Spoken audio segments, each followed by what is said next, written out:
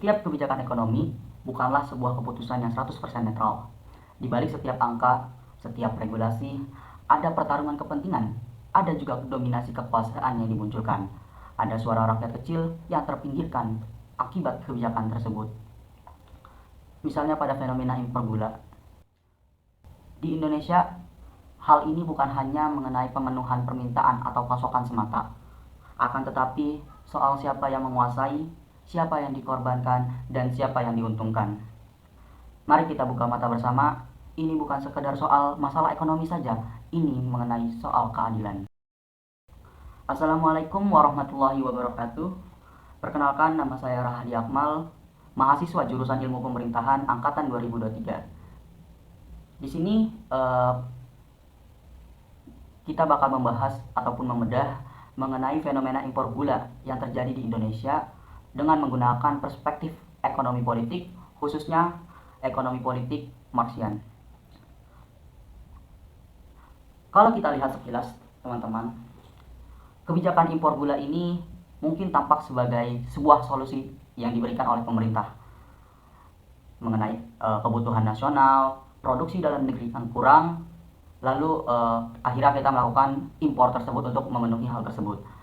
Namun kalau kita lihat dengan menggunakan kacamata ekonomi politik, khususnya pada teori Marxian, maka kita bisa memahami bahwa kebijakan impor gula ini bukan semata keputusan teknokratis atau keputusan teknis yang dilakukan oleh pemerintah, akan tetapi hasil dari pertarungan yang dilakukan oleh para elit-elit ataupun oleh para modal besar, sehingga memunculkan adanya permainan kekuasaan di balik suatu kebijakan ini.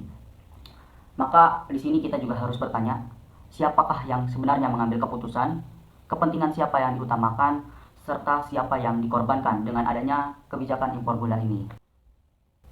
Di dalam pendekatan Marxian, ekonomi tidak pernah netral. Produksi, distribusi, dan kebijakan ekonomi semua berakar pada relasi kuasa antara kelas-kelas sosial yang ada di negara tersebut. Negara di dalam pandangan ini juga bukanlah sebagai wasit yang netral seperti yang dijelaskan di dalam teori klasik ataupun neoklasik, di mana negara di dalam teori Marxian ini dijelaskan sebagai alat dominasi kelas kapitalis untuk mempertahankan dan juga memperluas akumulasi modal yang dimiliki oleh mereka. Di dalam kasus impor gula ini, negara bukan hanya mengelola kebutuhan nasional, tetapi juga memfasilitasi kepentingan-kepentingan dari kapitalis besar. Misalnya seperti importir besar, industri makanan dan minuman raksasa, serta elit-elit bisnis yang dekat dengan kekuasaan. Sementara itu, kelompok petani kecil, buruh tani, dan pabrik-pabrik lokal yang tidak efisien menjadi korban dari adanya kebijakan ini. Apabila kita lihat kondisi realnya pada produksi gula nasional, maka produksi gula di dalam negeri setiap tahunnya hanya mencapai sekitar 2 sampai 2,5 juta ton. Sementara kebutuhan nasional mencapai angka 3 sampai 3,6 juta ton. Hal ini menjadi alasan bagi pemerintah untuk melakukan impor, dan juga beberapa alasan-alasan lainnya seperti banyaknya pabrik gula lokal yang sudah tua dan tidak kompetitif. Yang kedua, meningkatnya kebutuhan industri makanan dan minuman itu sendiri, serta efisiensi dan stabilitas harga yang berusaha ditimbulkan oleh pemerintah. Akan tetapi, hal tersebut tuh kita pertanyakan, teman-teman. Karena mengapa? Yang pertama, mengapa tidak dilakukannya revitalisasi industri lokal atau industri-industri produksi gula tidak dikedepankan gitu? Mengapa harus memilih impor terlebih dahulu dibandingkan dengan revitalisasi pabrik gula misalnya? Kemudian mengapa alih-alih memperbaiki domestik, tapi negara mengambil jalan pintas? Hal ini menimbulkan sebuah pertanyaan, apakah negara hanya mengambil keuntungan dengan jalan yang pendek tanpa mementingkan jangka panjangnya? Nah, apabila kita lihat menggunakan teorinya Marxian, pendekatan Marxian, maka kita akan mendapatkan sebuah jawaban, yaitu karena lebih menguntungkan modal besar dalam jangka pendek. Artinya kebijakan ini semata-mata hanya untuk menguntungkan modal besar dan juga dalam kurun waktu atau dalam jangka waktu yang pendek tanpa mementingkan jangka panjangnya. Nah, dengan adanya kebijakan impor ini, yang diatur di dalam Peraturan Menteri Perdagangan Nomor 117 Tahun 2015 yang membuka ruang kuota impor besar-besaran. Dengan contoh, pada tahun 2018, impor yang dilakukan oleh pemerintah dengan rincian sebagai berikut. Yang pertama, 3,6 juta ton gula rafinasi atau gula olahan, 1,1 juta ton gula kristal putih, serta 111.000 ton gula mentah untuk industri.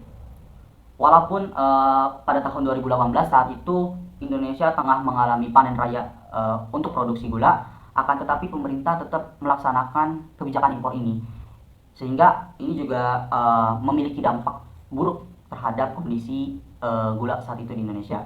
Yang pertama, tentu aja dengan dibukanya impor gula yang sekian, yang tadi sudah dijelaskan, dengan jumlah yang cukup besar, maka gula-gula lokal atau gula hasil produk lokal akan menumpuk dan tidak terserap. Kemudian yang kedua, setelah gula lokal itu menumpuk, maka harga jualnya akan terus menurun dan juga anjlok. Dan yang ketiga, petani tentunya akan mengalami kerugian besar akibat gula yang diproduksi oleh mereka tidak dapat dijual dan tidak dapat diserap, dan misalnya dijual pun dengan harga yang sudah anjlok tadi gitu. Nah, dampak lainnya apa sih? Dampak lainnya tentunya ada ya teman-teman, yaitu konsumen industri besar mendapatkan gula yang murah. Kemudian yang kedua, importir besar mendapatkan keuntungan yang super banyak. Dan yang ketiga, petani kecil terdesak bahkan bangkrut. Inilah bukti bagaimana sebuah kebijakan publik mengabdi kepada kapital, bukannya kepada rakyat kecil, sehingga menimbulkan sebuah kerugian yang besar bagi masyarakat dan menimbulkan keuntungan yang besar bagi kapitalis-kapitalis besar dan kroni-kroninya. Kemudian kita lihat ya teman-teman, apabila ke dalam kasus Tom Lembong saat ini, mungkin teman-teman udah tahu apa yang terjadi mengenai Tom Lembong, di mana beliau dijerat atau dituduh melakukan tindak korupsi akibat pembukaan keran impor terkait gula ini, di mana Tom Lembong sebagai seorang mantan Menteri Perdagangan di eranya Jokowi pada awal-awal kepemerintahan Jokowi, beliau membuat relasi yang jelas antara kekuasaan dan modal, di mana pada masa Tom Lembong ini semangat pro pasar sangat dominan dan dikeluarkannya begitu banyak kebijakan saat itu dengan tujuan yaitu investasi yang dipermudah serta impor yang diperlonggar. Kini Tom Lembong menghadapi dakwaan terkait dugaan korupsi impor gula.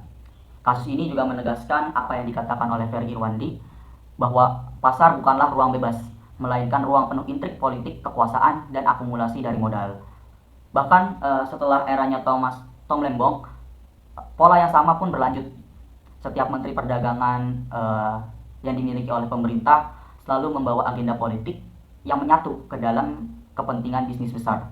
Tetapi mereka saat ini mendapatkan perlakuan yang berbeda dibandingkan dengan Tom Lembong. Hal ini juga menimbulkan bahwasannya adanya sebuah permainan-permainan politik di belakang yang hanya menyeret Tom Lembong sebagai mantan Menteri Perdagangan dan tanpa menarik mantan Menteri Perdagangan yang lainnya, padahal mereka juga sama menjalankan kebijakan yang sama pula. Nah, lalu apa sih sebenarnya yang harus dilakukan oleh negara ini? Kalau di dalam perspektif ekonomi politik Marxian, negara tuh seharusnya melakukan beberapa hal. Yang pertama, melakukan revitalisasi pabrik gula lokal, bukannya mengandalkan impor. Jadi lebih mengedepankan jangka panjang dibandingkan jangka pendek. Walaupun memang berat pada awalnya, tapi jangka panjang ini akan memberikan keuntungan di akhir. Nah, yang kedua, meningkatkan perlindungan terhadap petani tebu, baik melalui harga dasar maupun akses pasar. Pada poin yang kedua ini, memberikan perlindungan kepada petani tebu tuh baik melalui harga dasar maupun akses pasar, maksudnya ialah memberikan kepastian kepada para petani tebu, baik itu dari segi harga maupun akses terhadap pasar, sehingga mereka mampu menjual produksi gula mereka dengan baik dan juga dengan harga yang menguntungkan, dan memberikan mereka keuntungan bukannya sebuah kerugian. Yang ketiga, membenahi data produksi dan kebutuhan dengan transparansi. Kemudian yang keempat, mengawasi secara ketat distribusi gula impor, mencegah kebocoran ke pasar konsumsi. Pada poin keempat ini, mengawasi secara ketat distribusi gula impor agar tidak terjadi kebocoran ke pasar konsumsi, maksudnya pada Permendak awalnya impor gula ini dilakukan untuk pasar industri atau pasar olahan, bukannya langsung ke pasar konsumen. Apabila masuk ke pasar konsumen, maka impor gula ini akan bersaing dengan produk-produk gula lokal, dan hal tersebut akan merugikan industri gula lokal itu sendiri. Kemudian yang kelima yaitu menciptakan ruang partisipasi petani di dalam perumusan kebijakan. Sebuah hal yang sudah selayaknya dilakukan oleh pemerintah, yaitu setiap keputusan yang dibuat harus selalu melibatkan masyarakat ataupun dalam hal ini petani yang terlibat di dalam produksi gula Indonesia itu sendiri. Dengan keterlibatan mereka, maka akan memperjelas kondisi dan juga kebutuhan yang dibutuhkan oleh para petani gula lokal itu sendiri. Apabila pemerintah tidak melakukan hal tersebut, kelima poin tersebut, maka kebijakan impor hanya akan terus memperdalam ketimpangan kelas dan ketergantungan terhadap kapital asing. Maka apabila Indonesia terus-menerus melakukan impor gula tanpa adanya perbaikan yang signifikan pada industri gula lokal, maka Indonesia akan dipastikan memiliki ketergantungan terhadap impor gula itu sendiri. Padahal impor gula bertujuan hanya untuk menstabilkan harga, tapi pemerintah tidak melakukan pembenahan terhadap jangka panjangnya, sehingga hal tersebut akan menimbulkan kerugian yang cukup signifikan apabila hal ini terus dilakukan. Sebagai masyarakat tentunya kita harus melek terhadap ekonomi politik. Ekonomi politik ini bukan hanya sekedar diketahui oleh akademisi, mahasiswa, dan lain-lain, tapi kita sebagai masyarakat juga harus mengetahui apa itu ekonomi politik, di mana kita harus sadar bahwasannya segala bentuk kebijakan ekonomi pasti melibatkan kekuasaan dan juga kepentingan, yang mana kedua hal ini berada di dalam politik itu sendiri. Jadi apabila ada statement yang menyatakan bahwasannya ekonomi mereka itu tidak tergantung terhadap kebijakan politik yang dikeluarkan, maka mereka itu belum menyadari adanya ekonomi politik ini sendiri. Padahal di dalam ekonomi politik ini dijelaskan bahwa segala bentuk kebijakan ekonomi itu pasti berkaitan dengan kekuasaan, kepentingan, yang keduanya berada di dalam politik itu sendiri.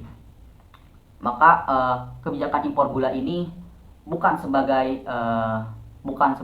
soal produksi semata ataupun sebagai bentuk konsumsi, akan tetapi impor gula ini bagian dari strategi kapital untuk mempertahankan dominasinya, sebagaimana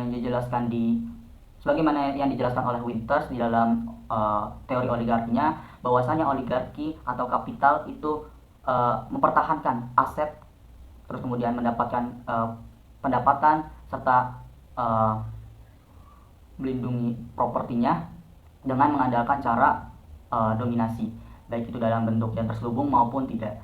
Nah, sebagai mahasiswa dan juga sebagai warga negara, saya tentunya mengajak teman-teman dan juga masyarakat semuanya pada umumnya untuk memahami ekonomi politik. Karena kenapa? Ekonomi politik ini sebagai langkah awal di mana untuk memperjuangkan kebijakan publik yang adil. Apabila kita memahami, kita mengetahui ekonomi politik, maka kita dapat mengkritisi segala bentuk kebijakan yang dikeluarkan oleh pemerintah, baik itu dalam bentuk yang baik ataupun dalam bentuk yang buruk. Tapi kita bisa memperjuangkan gitu kebijakan publik yang adil, sehingga kebijakan yang dikeluarkan nantinya berpihak kepada rakyat kecil dan membatasi dominasi dari para elit itu sendiri. Apabila kita lihat sekarang bahwasannya segala bentuk kebijakan ekonomi dikeluarkan akibat adanya kepentingan dari elit, maka nantinya ketika kita sudah memahami ekonomi politik, kita akan melawan dan membatasi dominasi tersebut.